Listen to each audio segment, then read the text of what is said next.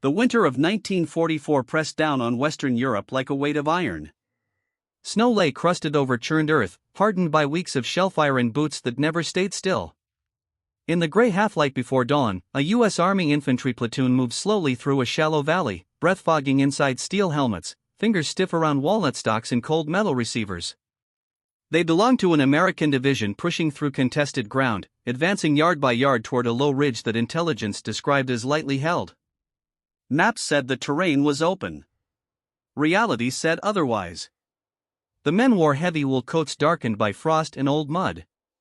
M1 Garand rifles rested against shoulders, their weight familiar, comforting, and dangerous all at once. Bar gunners trudged with extra burden, ammo belts clinking softly despite careful hands.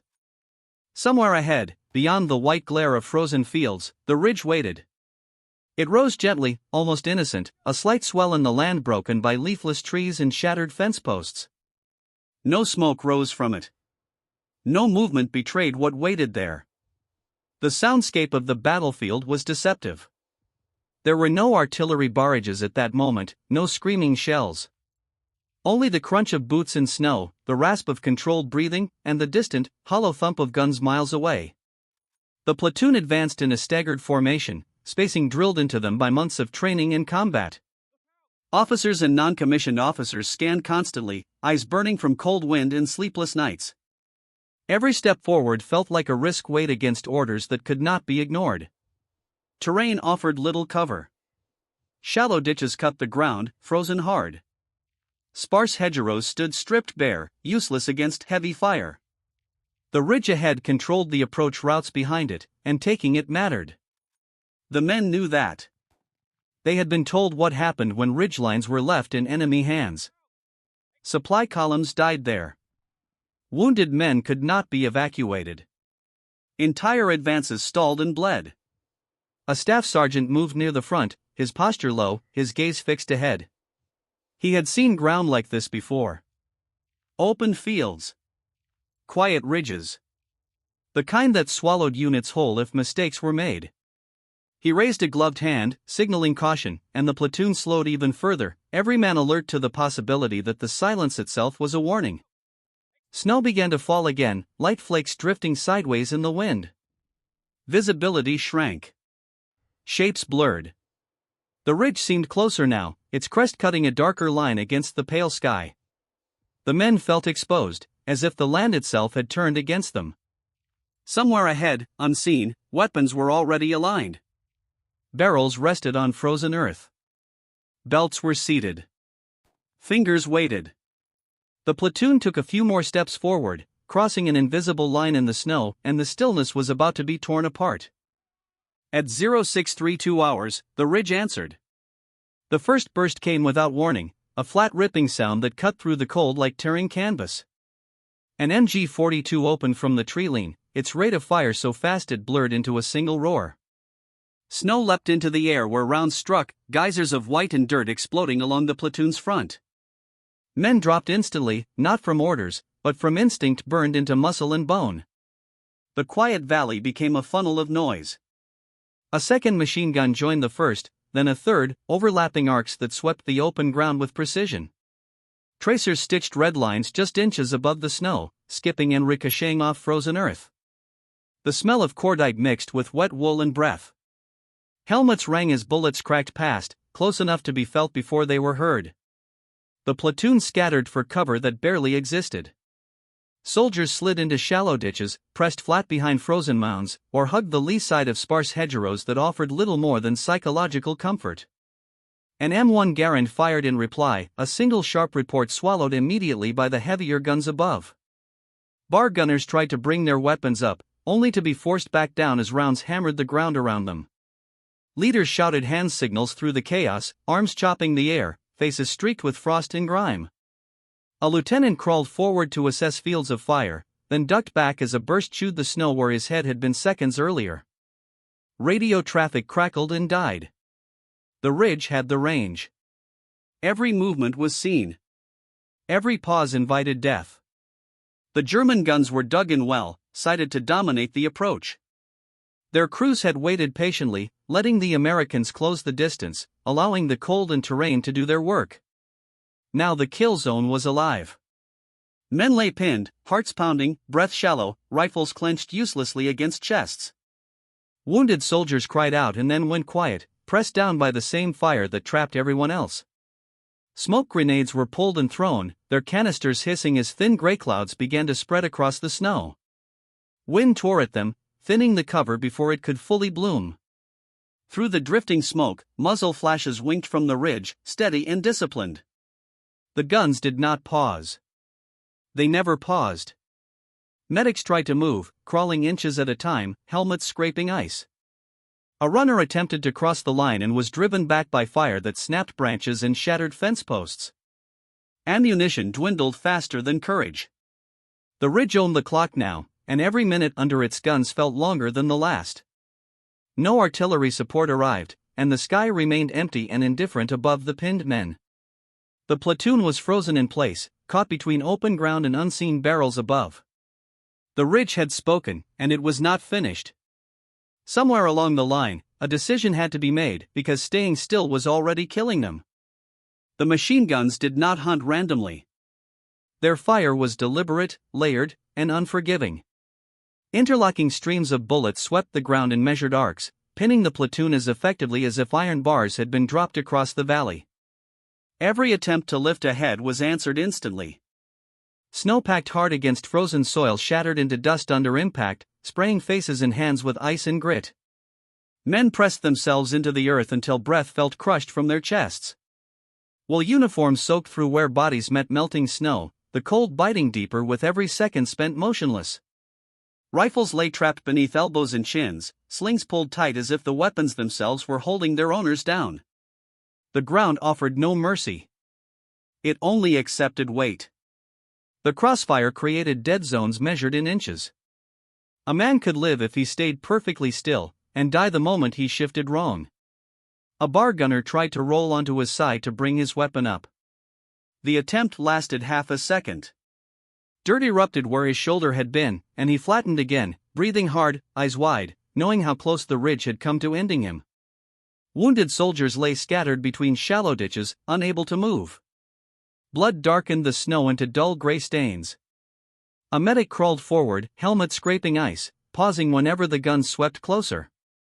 Each movement was a calculation between speed and silence. The wounded waited without calling out, knowing sound invited attention they could not survive. Command and control dissolved into fragments. Hand signals were seen by some and missed by others. Runners could not move. Radios hissed with static and then went dead as batteries froze or antennas were shattered. The platoon existed now as isolated pockets of men, each trapped in his own small circle of snow and fear, united only by the fire that held them there. Time stretched unnaturally. Seconds dragged like minutes. Minutes felt endless. Fingers numbed around triggers that could not be pulled. Ammunition was checked and rechecked, magazines tapped quietly against frozen ground. The ridge loomed above them, invisible behind smoke and falling snow, yet omnipresent in every crack and snap that passed overhead. The staff sergeant moved when no one else could.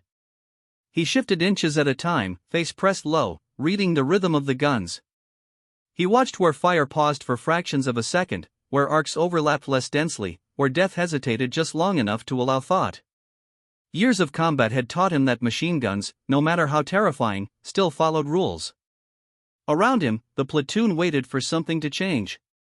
Staying pinned meant being destroyed piece by piece.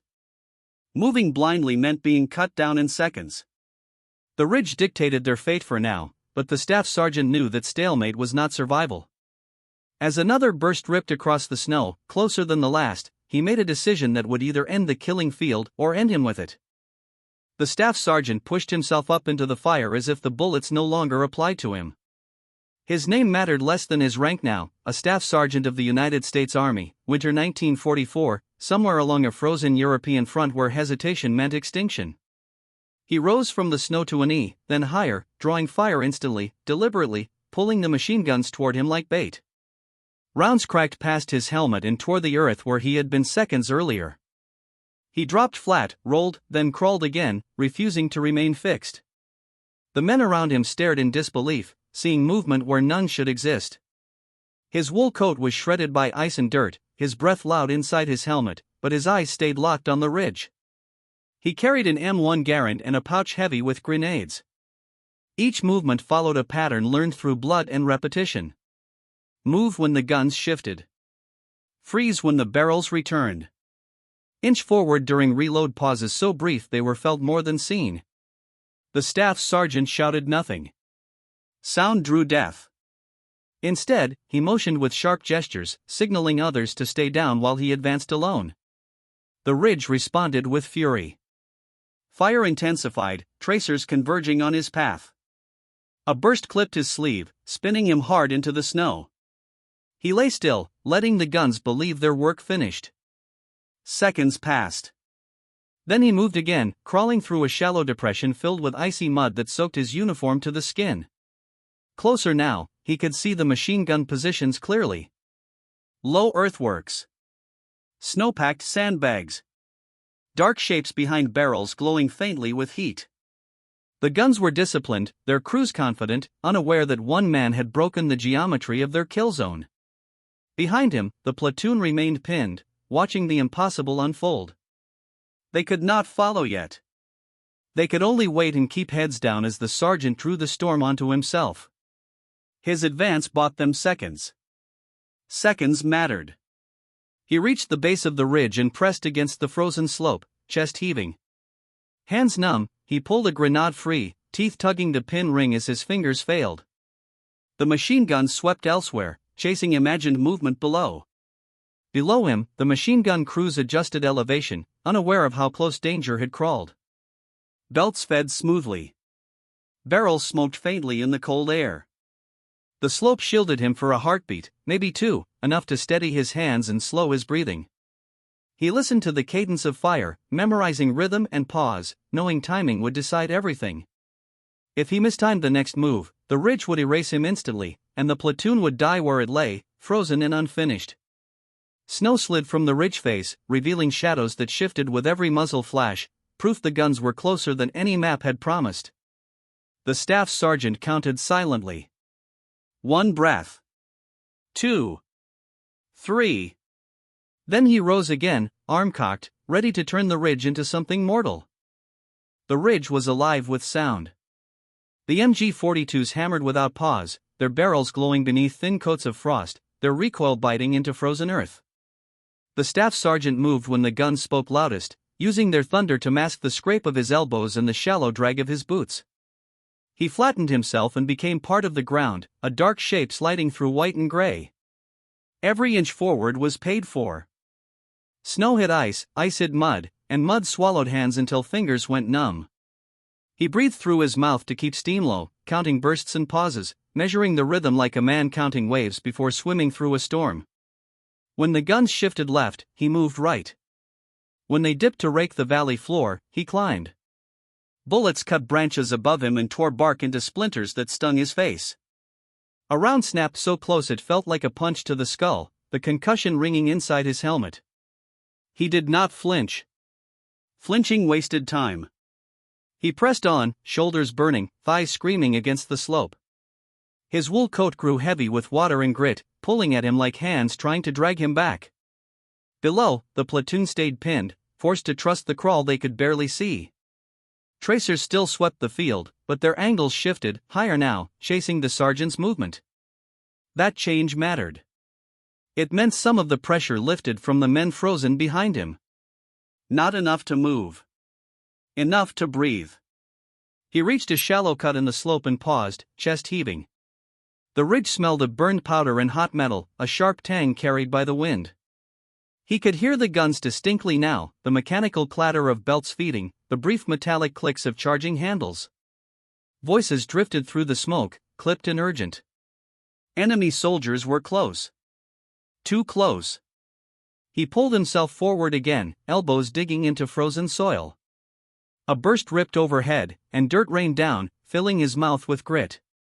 He spat and kept going. Grenades clinked softly against his chest, each one a promise and a risk. He checked the pin of the nearest by touch alone, fingers clumsy but certain. A machine gun swung, its barrel dipping. The sergeant froze, body pressed flat, heart pounding loud enough to feel dangerous. The gun fired again, then lifted, searching elsewhere. He exhaled slowly and crawled into the shadow of a low earthwork, close enough now to feel heat against his cheek. The position was better built than expected. Sandbags packed with frozen dirt formed a crude parapet. Empty casings carpeted the ground, slick beneath his palms. The gun's crew worked with practiced speed, unaware of the danger inches behind them. The sergeant raised his head just enough to see boots, breath, movement. Behind him, the platoon waited, counting on the crawl to become an opening. The guns continued to roar, but their dominance was narrowing, shrinking to the space around one man. He shifted his weight, braced himself against the earthwork, and drew his arm back, knowing the next seconds would decide whether anyone else survived the ridge. The staff sergeant moved without hesitation. He rose into the position in a single violent motion, closing the last yards before surprise could die. His arm snapped forward, and the grenade left his hand low and fast, disappearing behind the sandbags before the machine gun crew could turn. He dropped flat instantly, pressing his face into frozen dirt as the detonation tore the air apart. The blast lifted snow, earth, and bodies in a choking cloud. The MG-42 fell silent in mid-burst, its mechanical scream cut short by fire and fragmentation. The ridge shuddered. For a fraction of a second, the battlefield changed shape. The sergeant was already moving. He rolled, came up on a knee, and fired his M1 Garand into the smoke. The rifle bucked hard against his shoulder, each shot deliberate, close, final. Shapes collapsed behind the shattered parapet. Spent casings clattered against frozen ground, ringing like dropped coins. A second machine gun opened to his right, muzzle flashing in panic rather than control. The barrel swung toward him, too slow. He sprinted forward through drifting smoke, boots slipping on ice and loose casings. Another grenade came free, the pin torn loose with numb fingers. He hurled it into the nest and threw himself sideways as fire erupted again. The explosion rolled across the ridge, deeper this time, collapsing sandbags and tearing open the position. The gun stuttered once and died. Smoke thickened, carrying the sharp smell of powder and burned oil. Silence followed, broken only by ringing ears and the crackle of small fires licking its shattered equipment. Below, the platoon felt it before they understood it. The crossfire weakened. Tracers thinned. The oppressive weight pinning them to the earth began to lift. Men raised their heads cautiously, eyes wide, disbelief spreading as the ridge stopped killing them. The sergeant reloaded, hands moving by memory alone. He scanned the ridge through smoke and falling snow, heart hammering. A third position remained farther along the crest, its gun swinging uncertainly, searching for targets no longer fixed in place. Enemy voices shouted in confusion, orders overlapping, discipline fraying under sudden loss. He advanced again, moving upright now, no longer crawling. A burst snapped past him, close enough to tear fabric from his sleeve. He did not slow. He fired as he moved, shots echoing across the ridge, forcing heads down. Another grenade arced forward and vanished into shadow. The blast struck harder than the last.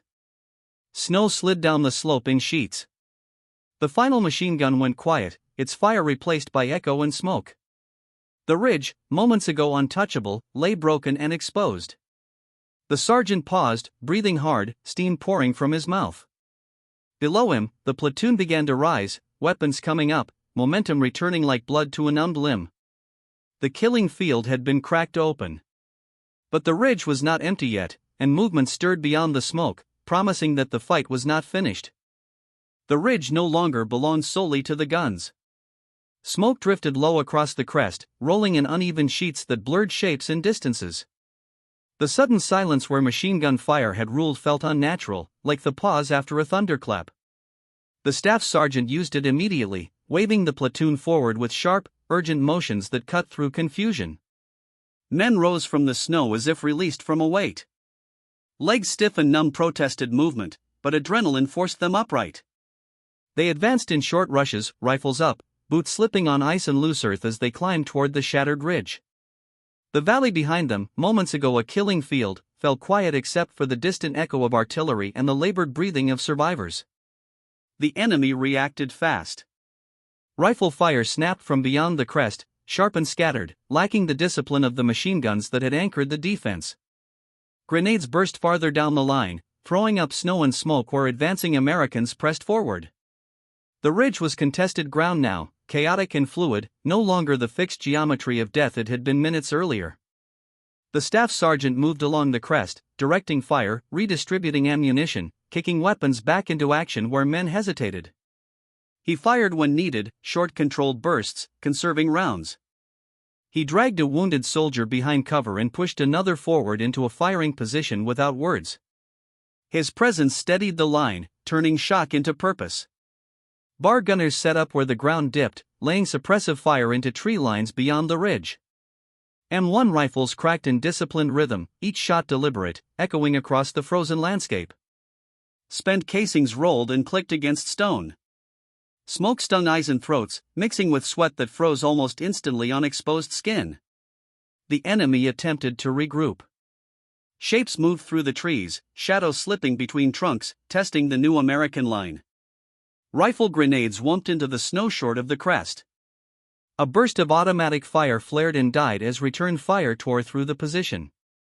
The ridge was being held now, not by fortifications, but by men who refused to give ground they had bled for. Medics worked under fire, pulling the wounded into shallow cover scraped from frozen soil. Bandages darkened quickly. Morphine syrettes were snapped and discarded. The cost of the advance lay scattered behind them, but there was no time to count it yet. The fight demanded everything in the moment. The platoon's formation tightened. Fields of fire overlapped. The chaos began to shape itself into a line that could endure. Orders traveled by shouted phrases and hand signals, carried by movement and example rather than radios that no longer worked. Snow continued to fall, softening edges, muffling sound, making every figure a ghost until proven otherwise. For the first time since dawn, the Americans controlled the ridge. But control in war was never permanent. The enemy beyond the trees had not withdrawn. They were watching, repositioning, waiting for the moment when exhaustion would dull reflexes and silence would invite another storm. The staff sergeant sensed it, feeling the pressure build again, different now but just as deadly. He checked his rifle, scanned the tree line, and braced himself, because holding the ridge was about to become harder than taking it. The counterattack came without ceremony. It began as a low rumble beyond the trees, then sharpened into rifle cracks and the thump of grenades striking frozen ground. Smoke thickened again, rolling uphill as enemy fire pressed toward the ridge from multiple angles. The staff sergeant recognized the pattern immediately. This was the moment when ground was either held or taken back. He moved along the line, crouched low, shouting short commands that cut through the noise. The platoon answered with movement. Men shifted positions, closing gaps, re-establishing overlapping fields of fire. Bars opened in controlled bursts, hammering the tree line until branches shattered and snow fell in sheets. M1 rifles followed, their sharp reports steady and disciplined, forcing the enemy to ground. Artillery began to land farther off, heavy shells walking toward the ridge with slow, terrifying inevitability. Each impact shook the frozen earth, sending shockwaves through boots and bones. Shrapnel hissed through the air, slicing branches and biting into the slope. Dirt rained down. Smoke swallowed everything beyond a few yards. The platoon advanced anyway. Short rushes. Drop. Fire. Rush again. Faces streaked with grime and frost moved through gray haze like figures cut from charcoal. Fear was present, undeniable, but it no longer ruled. Momentum did. The staff sergeant took a fragment across his helmet, the blow ringing his skull like a bell. He staggered, caught himself, and kept moving. Blood mixed with snow along his temple, freezing as quickly as it appeared. He waved off a medic and pushed forward, rifle barking as he fired into shadowed shapes retreating through the trees. Grenades arced through smoke and disappeared.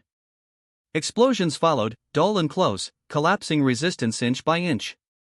Enemy fire slackened, then surged again, desperate and uneven. The ridge became a narrow corridor of chaos where visibility vanished and sound distorted, where men fought by instinct and training alone. At the crest's far edge, the platoon reached a shallow depression that overlooked the next stretch of ground.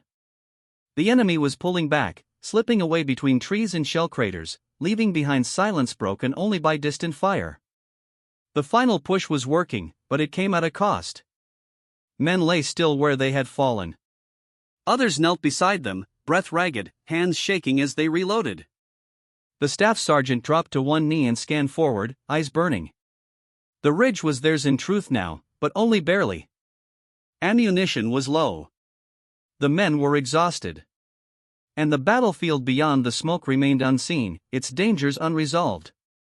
Wind shifted, thinning the haze.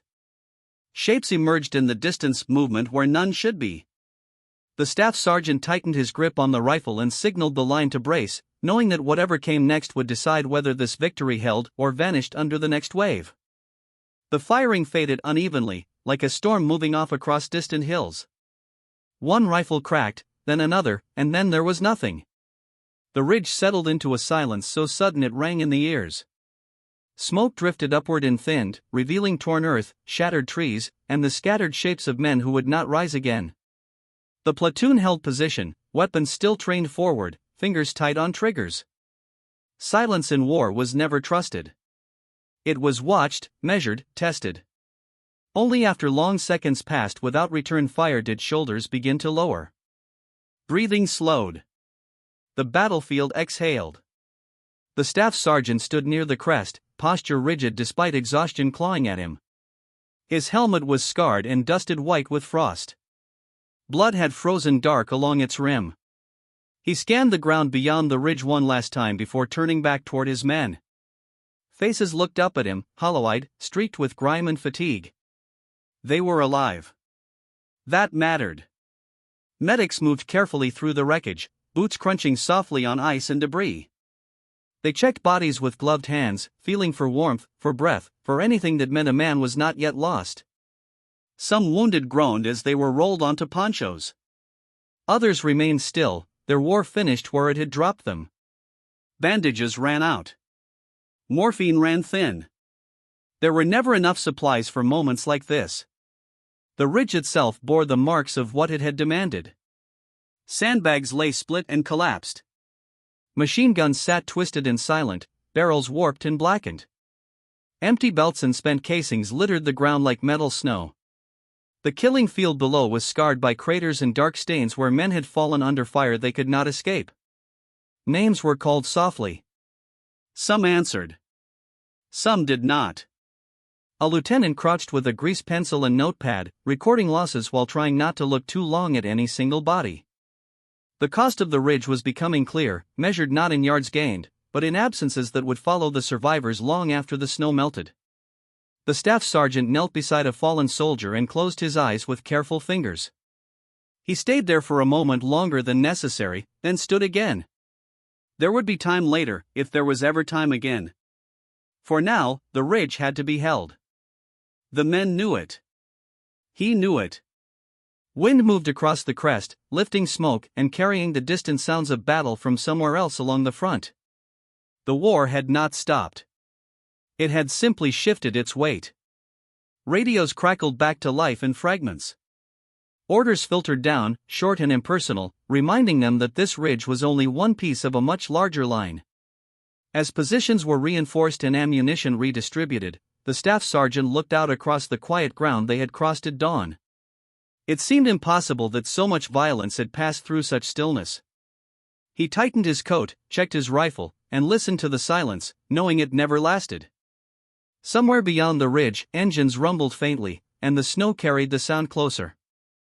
Dawn returned slowly, pale and indifferent, spilling light across a ridge forever changed. The snow reflected a muted glow over broken earth and silent weapons, revealing the full shape of what had been won. The position held. The line had not broken. And because of that, everything behind it still stood. The platoon remained in place as relief elements moved up, boots crunching over ground paid for in blood. Fresh faces took in the scene with quiet recognition. Veterans of other fights knew what they were looking at. This ridge had been meant to stop the advance cold. Instead, it had become a hinge point, allowing the push forward to continue. The staff sergeant sat on an ammunition crate near the crest, rifle resting across his knees. His hands shook now that the work was done, the delayed cost of hours spent ignoring fear and pain. A medic finally reached him, cleaned the cut along his temple, wrapped it quickly, and moved on without ceremony. There were others who needed more. Word traveled up the chain of command in clipped reports and marked maps. A machine gun strongpoint eliminated. Multiple enemy positions destroyed. A platoon intact enough to fight again. No single report captured the truth of it, but together they told the story commanders needed. The ridge was secure. The route forward was open. The men gathered what they could from the fallen. Weapons were cleared. Ammunition redistributed. Personal effects were collected quietly, placed into pockets or packs to be passed back later. Names were repeated softly, committed to memory. Survival carried its own obligations. As the sun climbed higher, the battlefield lost some of its menace and gained weight instead. Mud softened. Smoke thinned. The smell of burned powder lingered, mixed with cold air and earth. The killing field below looked smaller now, almost ordinary, betraying nothing of the terror it had held only hours before. The staff sergeant stood and walked the line one last time, checking positions, meeting eyes, offering brief nods that meant more than words. He did not speak of what he had done. Soldiers rarely did. But the men knew. They had seen the movement when none should have existed. They had felt the guns lift just enough to let them breathe again. This stand would not appear in headlines. It would not change the course of the war alone. But for this unit, on this ridge, it had meant the difference between annihilation and survival. It had meant letters written instead of never sent. It had meant another day alive. Orders came down to prepare to move again.